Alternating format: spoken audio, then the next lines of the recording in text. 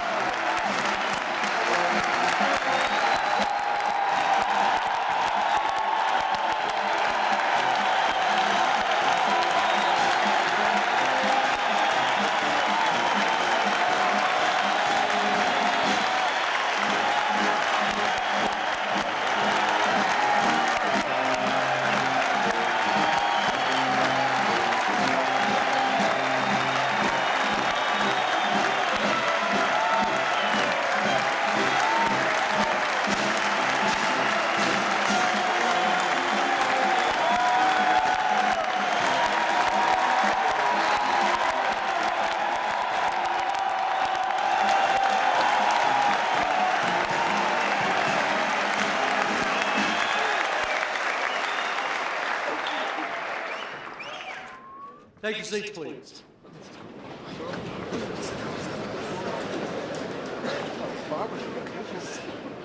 As the premier leader development institution in the world, it's fitting that we host today one who has given most of his life to leading and providing selfless service to our great nation.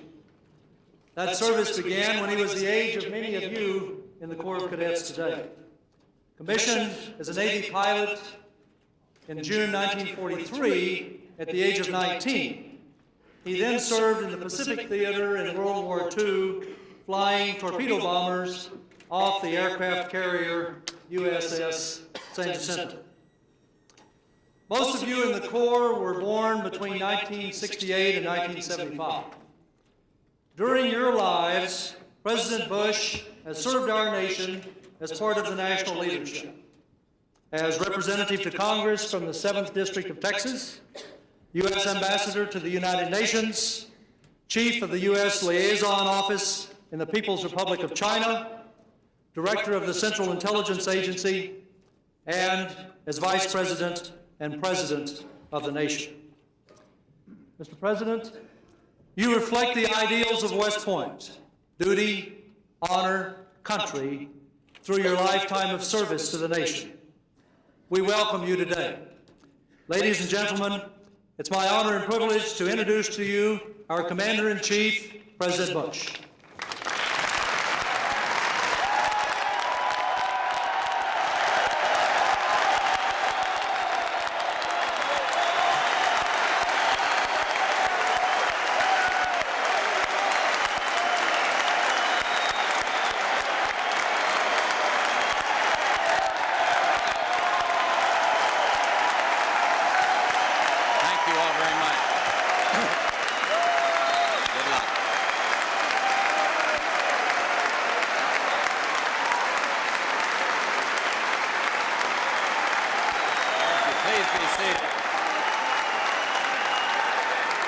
Please be seated, and General Graves, thank you, General Graves, for that very kind introduction. Barbara and I are just delighted to be here and honored that we can be joined by our able Secretary of the Army, Mike Stone, of course, the man well known here, heads our Army, General Sullivan, General Gordon Sullivan, Gracie Graves, General Robert Foley, General Galloway, Sean Daniel, well known to everybody here, been our host in a sense, and a West Point alum who's been at my side for 4 years, out here somewhere, General Scowcroft, graduate of this great institution who served his country with such distinction. May I salute the members of the Board of Visitors. See another I have to single out, General Galvin, who served his country with such honor. And of course, save the best for last, the Corps of Cadets. Thank you for that welcome.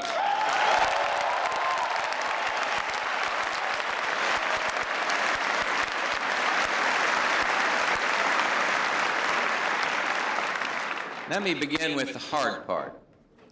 It is difficult for a Navy person to come up to West Point after that game a month ago.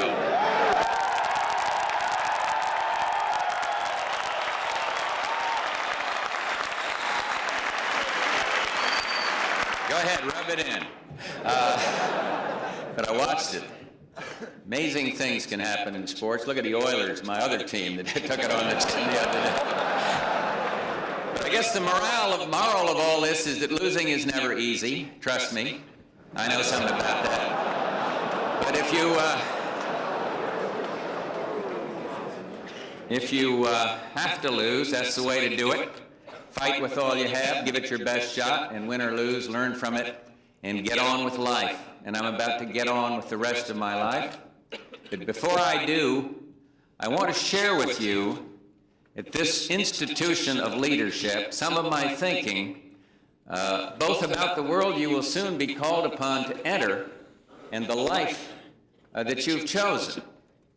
Any president has several functions. He speaks for and to the nation, he must faithfully execute the law, and he must lead. But no function, none of the president's hats, in my view, is more important than his role as commander-in-chief. For it is as commander-in-chief that the president confronts and makes decisions that one way or another affects the lives of everyone in this country, as well as many others around the world. And I've had many occasions to don this most important of hats. And over the past 4 years, the men and women who proudly and bravely wear the uniforms of the U.S. Armed Services have been called upon to go in harm's way and have discharged their duty with honor and professionalism. I wish I could say that such demands were a thing of the past, that with the end of the Cold War, the calls upon the United States would diminish. I cannot. Yes, the end of the Cold War, we would all concede, is a blessing. It is a time of great promise. Democratic governments have never been so numerous. What happened 2 or 3 days ago in Moscow would not have been possible in the Cold War days. Thanks to historic treaties such as that START II pact just reached with Russia, the likelihood of nuclear holocaust is vastly diminished. But this does not mean that there is no specter of war, no threats to be reckoned with. And already, we see disturbing signs of what this new world could become if we are passive and aloof. We would risk the emergence of a world characterized by violence, characterized by chaos, one in which dictators and tyrants threaten their neighbors, build arsenals brimming with weapons of mass destruction, and ignore the welfare of their own men, women, and children. And we could see a horrible increase in international terrorism, with American citizens more at risk than ever before. We cannot and we need not allow this to happen. Our objective must be to exploit the unparalleled opportunity presented by the Cold War's end, to work toward transforming this new world into a new world order, one of governments that are democratic, tolerant, and economically free at home and committed abroad to settling inevitable differences peacefully, without the threat or use of force. Unfortunately, not everyone subscribes to these principles. We continue to see leaders bent on denying fundamental human rights and seizing territory regardless of the human cost. No, an international society, one more attuned to the enduring principles that have made this country a beacon of hope for so many for so long, will not just emerge on its own. It's got to be built. 200 years ago, another departing president warned of the dangers of what he described as entangling alliances. His was the right course for a new nation at that point in history. But what was entangling in Washington's day is now essential. And this is why at Texas A&M a few weeks ago I spoke of the folly of isolationism. and of the importance, morally, economically, and strategically, of the United States remaining involved in world affairs.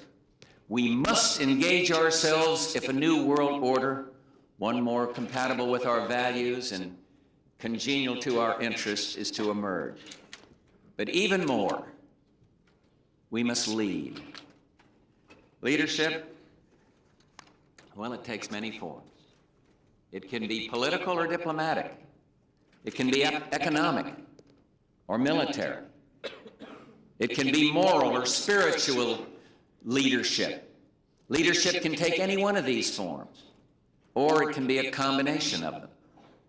Leadership should not be confused with either unilateralism or universalism. We need not respond by ourselves to each and every outrage of violence. The fact that America can act does not mean that it must. A nation's sense of idealism need not be at odds with its interests, nor does principle displace prudence. No, the United States should not seek to be the world's policeman. There is no support abroad or at home for us to play this role, nor should there be. We would exhaust ourselves in the process, wasting precious resources needed to address those problems at home and abroad that we cannot afford to ignore. But in the wake of the Cold War, in a world where we are the only remaining superpower, it is the role of the United States to marshal its moral and material resources to promote a democratic peace. It is our responsibility. It is our opportunity to lead. There's no one else. Leadership cannot be simply asserted or demanded.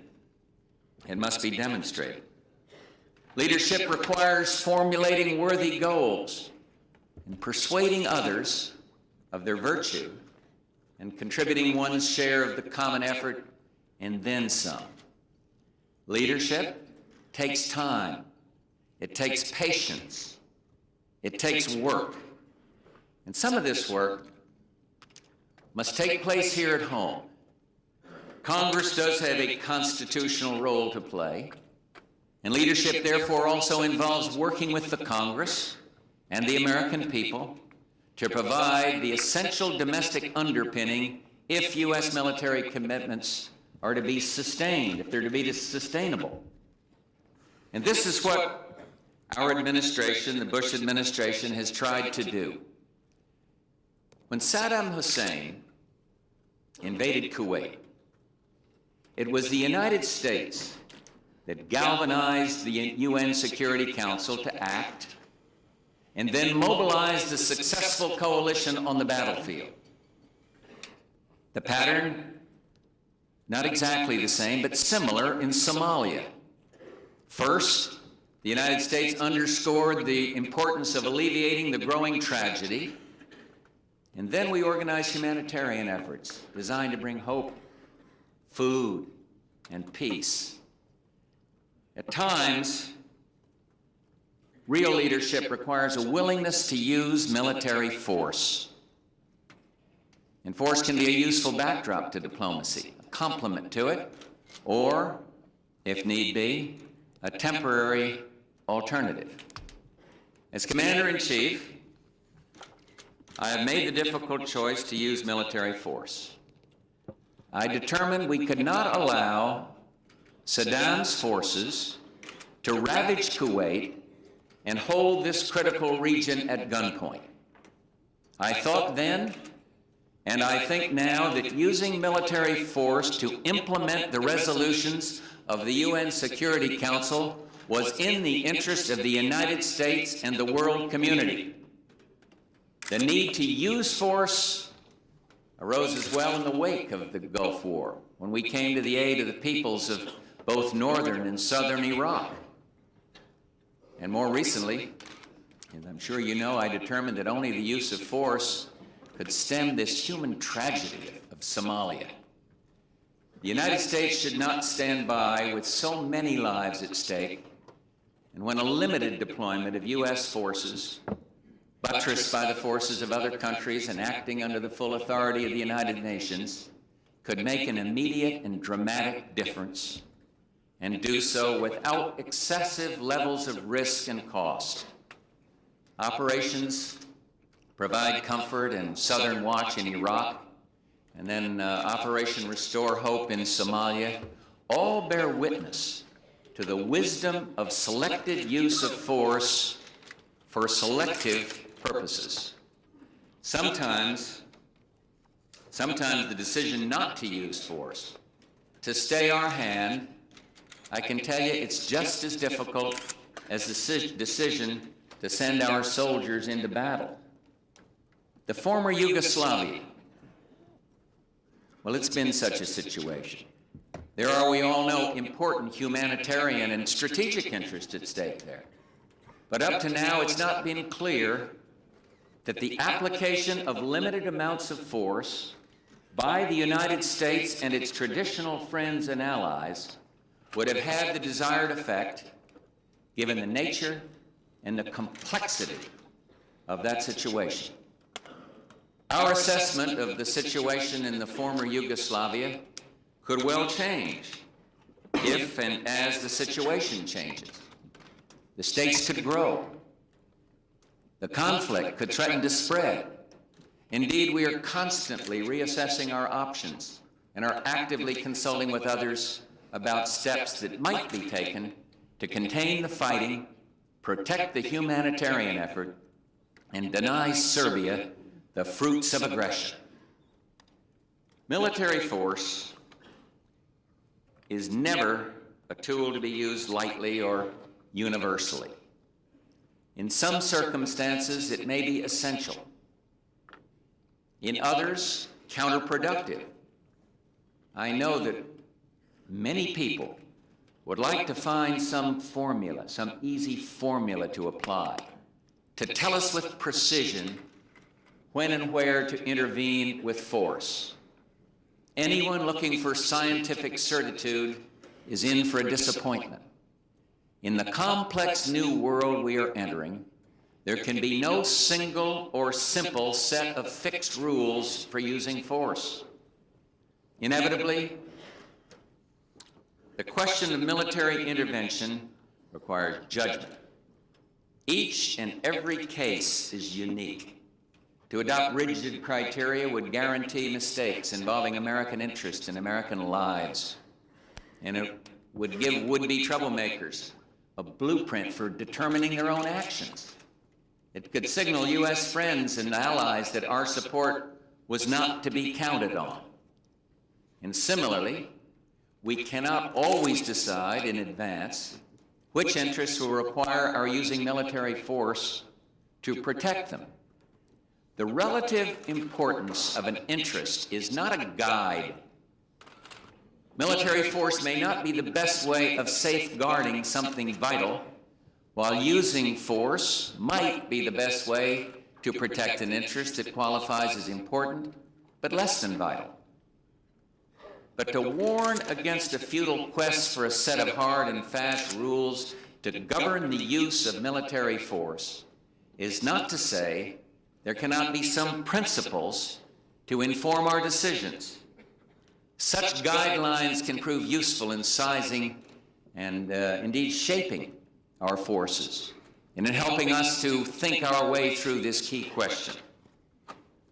Using military force makes sense as a policy where the stakes warrant, where and when force can be effective, where no other policies are likely to prove effective, where its application can be limited in scope and time, and where the potential benefits justify the potential costs and sacrifice.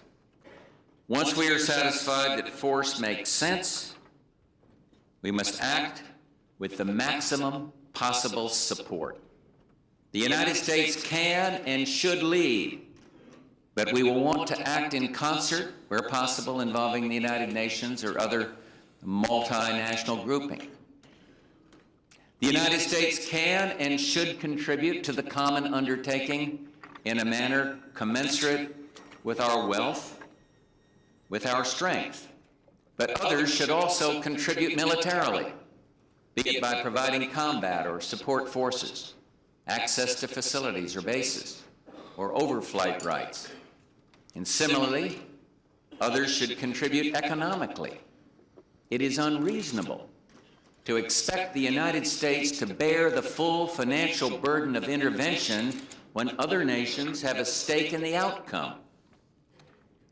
A desire for international support must not become a prerequisite for acting, though. Sometimes a great power has to act alone. I made a tough decision,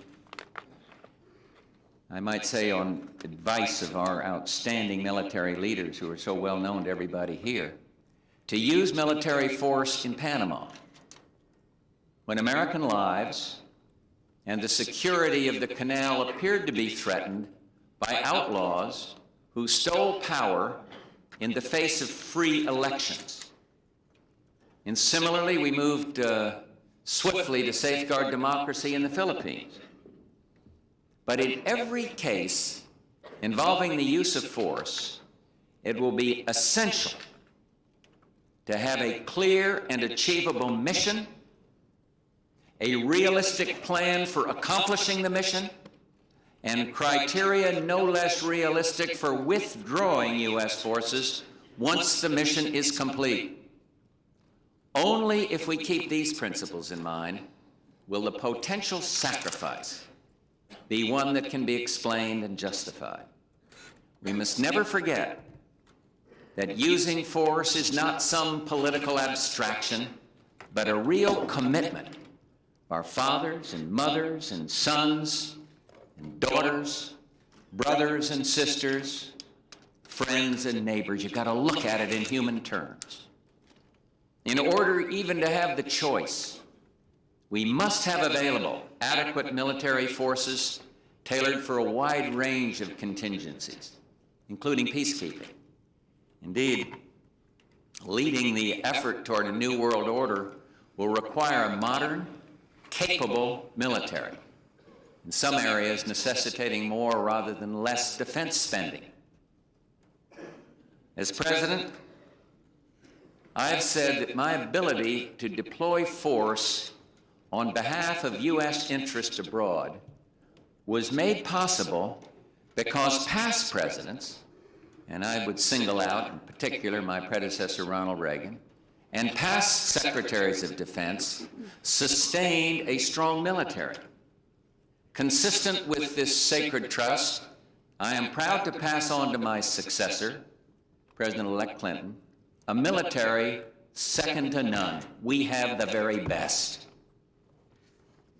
And yet, it is essential to recognize that as important as such factors are, any military is more than simply the sum of its weapons or the state of its technology. What makes any armed force truly effective is the quality of its leadership, the quality of its training, the quality of its people. We have succeeded abroad in no small part because of our people in uniform. The men and women in our armed forces have demonstrated their ability to master the challenges of modern warfare, and at the same time, and whether on the battlefield of Iraq or in some tiny little village in Somalia, America's soldiers have always brought a quality of caring and kindness to their mission. Who will ever forget, I know I won't, those terrified Iraqi soldiers surrendering to American troops? And who will forget the way the American soldier held out his arms and said, "It's okay, you're all right now"? Or in Somalia, the young Marine, eyes filled with tears, holding the fragile arm of an emaciated child. There can be no doubt about it. The all-volunteer force is one of the true success stories of modern-day America. It is instructive to look at just why this is so. At its heart, a voluntary military is based upon choice. You all know that. The decision freely taken by young men and women to join, the decision by more mature men and women to remain. And the institution of the armed forces has thrived on its commitment to developing and promoting excellence. It is meritocracy in action. Race, religion, wealth, background count not. Indeed, the military offers many examples for the rest of society, showing what can be done to eradicate the scourge of drugs, to break down the barriers of racial discrimination, to offer equal opportunity to women. This is not just a result of self-selection. It also reflects the military's commitment to education and training. You know, people speak of defense conversion, the process by which the defense firms retool for civilian tasks. Well, defense conversion within the military has been going on for years. It is the constant process of training and retraining which the military does so well that allows individuals to keep up with the latest technology, take on more challenging assignments, and prepare for life on the outside. Out of this culture of merit and competition have emerged hundreds of thousands of highly skilled men and women brimming with real self-confidence. What they possess is a special mix of discipline, a willingness to accept direction, and a confidence, a willingness to accept responsibility. Together, discipline and confidence provide the basis for winning, for getting the job done. There is no higher calling, no more honorable choice than the one that you here today have made. To join the armed forces is to be prepared to make the ultimate sacrifice for your country and for your fellow man. What you have done, what you are doing, sends an important message, one that I fear sometimes gets lost amidst today's often materialist, self-interested culture. It is important to remember, it's important to demonstrate that there is a higher purpose to life beyond oneself. Now, I speak of family, of community, of ideals. I speak of duty, honor, country. There are many forms of contributing to this country, of public service. Yes, there's government. There is volunteerism. I love to talk about the 1,000 points of light, one American helping another. The daily tasks that require doing in our classrooms, in our hospitals, our cities, our farms, all can and do represent a form of service. And in whatever form, service benefits our society and it ennobles the giver. It is a cherished American concept, one we should continue to practice and pass on to our children. This was what I wanted to share on this occasion. You are beginning your service to country, and I'm nearing the end of mine. And exactly half a century ago, in June of 1942, as General Graves mentioned, we were at war, and I was graduating from school. The speaker that day at Andover was the then Secretary of War, Henry Stimson, and his message was one of public service, but with a twist on the importance of finishing one's schooling before going off to fight for one's country. I listened closely to what he had to say, but I didn't take his advice. And that day was my 18th birthday, and when the commencement ceremony ended, I went on into Boston, enlisted in the Navy as a seaman second class, and I never regretted it. And you too have signed up, and you too will never regret it, and I salute you for it. Fortunately, because of the sacrifices made in years before and still being made, you should be able to complete this phase of your education. A half-century has passed since I left school to go into the service. A half-century has passed since that day when Stimson spoke of the challenge of creating a new world. And you will also be entering a new world, one far better than the one I came to know. A world with the potential to be far better yet. And this is the challenge. And this is the opportunity of your lifetimes. I envy you for it, and I wish you Godspeed. And while I'm at it, as your Commander-in-Chief, I hereby grant amnesty to the Corps of Cadets. Thank you all very much. Thank you. Thank you very, very much. Good luck to all of you. Warm up here. Good luck to you guys. Thank you.